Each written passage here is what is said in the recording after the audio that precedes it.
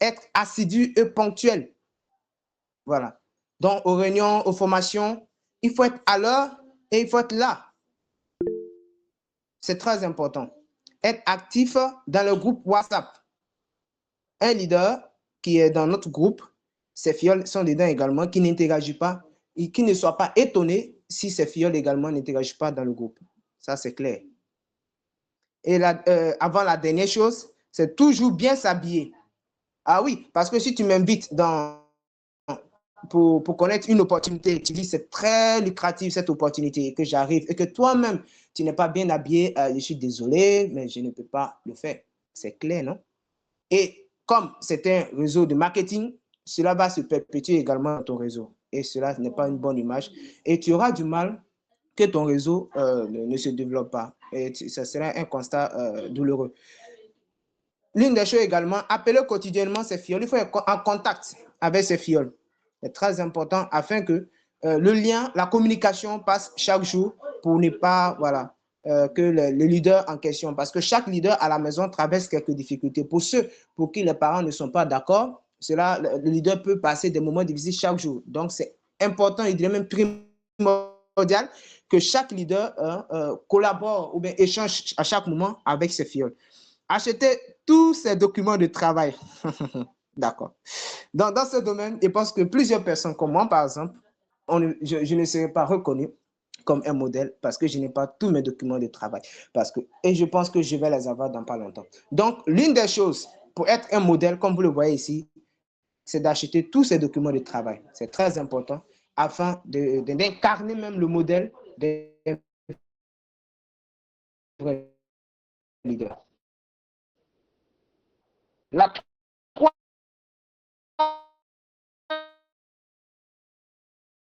troisième caractéristique d'un vrai leader, quand on voit une personne qui fait le marketing, vous dit, ah, lui l'a fait. Si vous ne savez pas les autres, vous ne pouvez pas être devant. Donc, pour servir les autres, il va falloir que vous mettez votre service, votre équipe au moins en avant. Je prends un cas beaucoup plus simple. Imaginons notre Dabali parti, on va, et puis lors de la vraie partie, c'est-à-dire la partie de manger, on voit que le leader mange alors que ses filles ne sont même pas encore ne mangent même en train de manger seulement. Oh, c'est pas ça. Le leader doit mettre son équipe. Il doit s'assurer que son équipe a tout ce qu'il faut et a toutes les informations qu'il faut et a tout ce qu'il faut pour fonctionner. C'est-à-dire il doit mettre son équipe devant et lui, il supervise. C'est ça un vrai leader. Il doit répondre aux besoins de ses filleuls. Également, s'intéresser réellement aux besoins de ses filleuls, comme je le disais.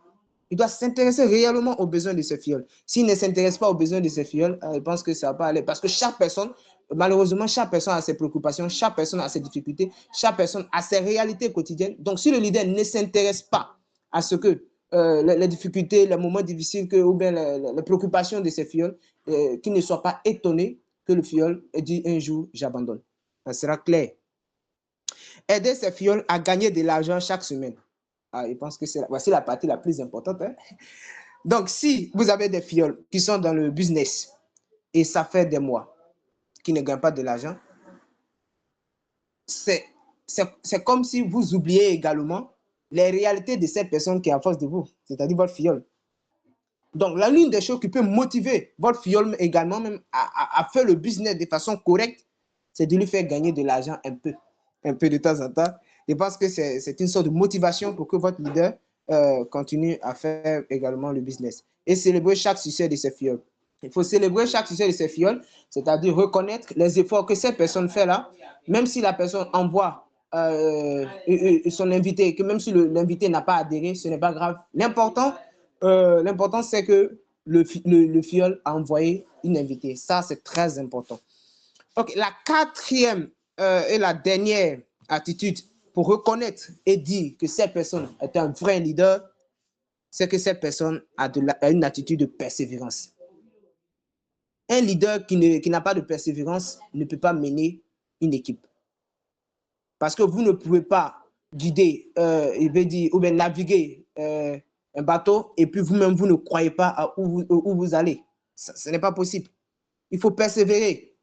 Il faut il faut avoir de la croyance que où vous partez là, et il faut résister. Parce qu'un leader qui est pessimiste, mais qu'est-ce que vous pensez que ces filles vont penser? Forcément, ils seront également pessimistes. Or, un leader doit être optimiste. Donc, ne pas laisser abattre par les échecs.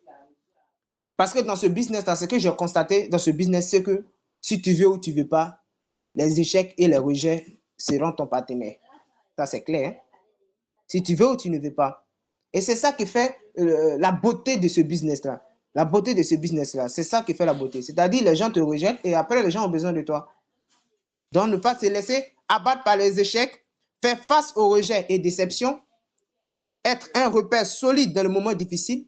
Et c'est là, on dit, on reconnaît un vrai leader que dans le moment difficile. C'est quand tout va bien, on dit, là, c'est un bon leader. Quand tout va bien, c'est un bon. Et quand l'équipe est en train de traverser des moments difficiles, c'est là où on reconnaît le vrai leader. Qui est leader et qui n'est pas leader.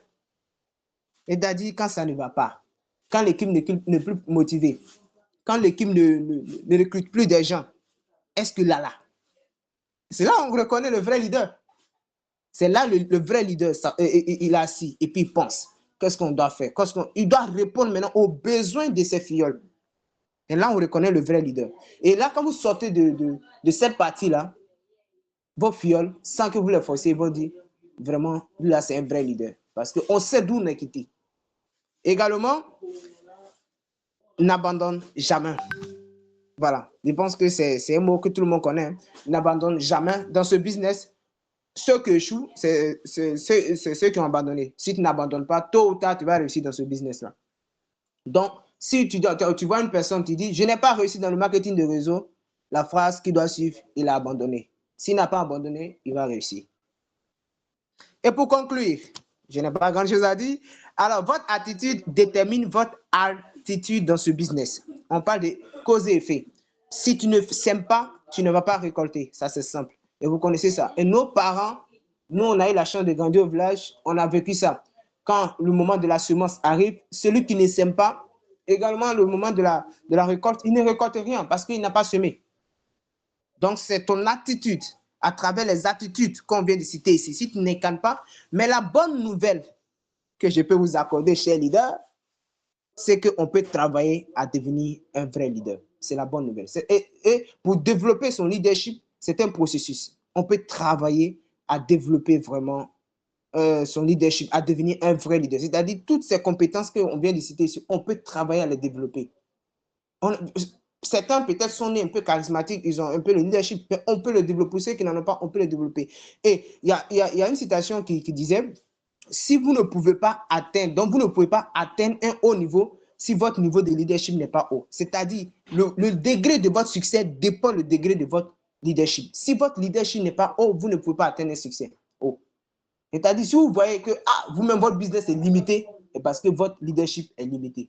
Donc, et je vous dis, la bonne nouvelle, c'est qu'on peut améliorer ou bien développer son leadership. Donc, vous avez également l'opportunité de développer votre leadership et développer votre réseau. Et un leader efficace possède des attitudes comme l'optimisme, la confiance. Et la confiance, c'est l'une des choses principales d'un leader. Un leader qui n'a pas confiance en lui, tu vas mener personne. Parce qu'on aime faire confiance. Si toi, tu n'as pas confiance en toi, qui va te suivre? Personne. Et une vision positive, c'est qui l'amène à inspirer, motiver et guider son équipe vers des objectifs communs. Alors, voici un peu ce que j'avais à partager aujourd'hui, chers leaders. Je n'ai rien à enseigner, c'est juste un petit rappel de la formation qu'avait donnée mon top leader Hassel. Je suis très content que le leader Kevin m'ait donné cette opportunité aujourd'hui de partager le peu que j'ai reçu le samedi passé. Et vraiment, merci beaucoup.